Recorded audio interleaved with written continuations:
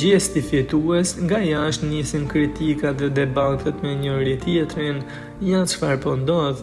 Finalja e madhe Big Brother VIP, e cila është vetëm pak orë nga shpallja e fituesit, po afron me shpejtësi dhe tensionet janë në kulm se kush do jetë fituesi këtë edicion, teksa në sondazhe dhe kudo mendohet se Gjesti do të jetë fituesi.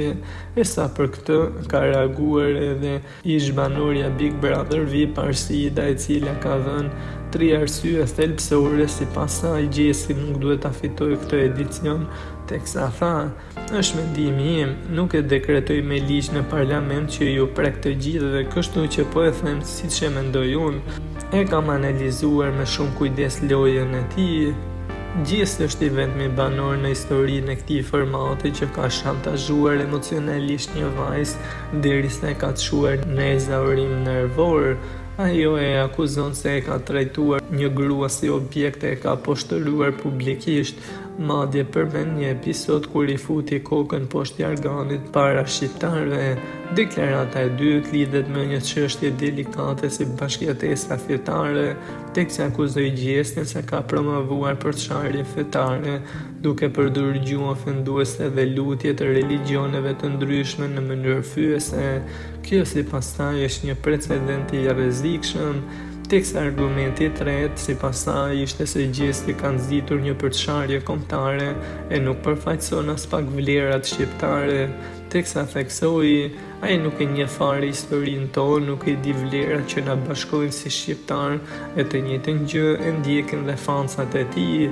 Vlerat që duhen promovuar në këtë spektakël nuk janë thjesht fitimet materiale, por gjithashtu edhe ato morale që lidhen me identitetin tonë kombëtar. Për mendimin tim, këto ngjyra që shkojnë për te spektaklit nuk duhet i jepen vendit të parë e fituesit", ka thënë ajo ndër të tjera. E sa për ta kundërshtuar, nga ana tjetër ka dalë Jacqueline, e cila e ka mbrojtur Gjestin, duke dhënë edhe një opinion të saj e duke i quajtur me një fjalë si të paharrueshëm lojën e Gjestit këtë edicion. I paharrueshëm mendoj se do të kalojnë vitet që do të zhvillohen Big Brotherat e tjerë, e dinamika që i ka sjellë në lojën e Big Brother VIP këtë sezon, mendoj se do e bëjnë të paharrueshëm. Në ndryshim nga fituesit e tjerë, ka një mos shumë të re, nuk është aq i shkolluar, ka limitet e veta, ka krijuar, ka shkaktuar debate, ka ngacmuar pothuajse të gjithë, ka nxjerrë jashtë shtëpisë 3-4 veta me zarf të zi. Kjo besoj se do mbetet në histori, u shpreh Jacqueline.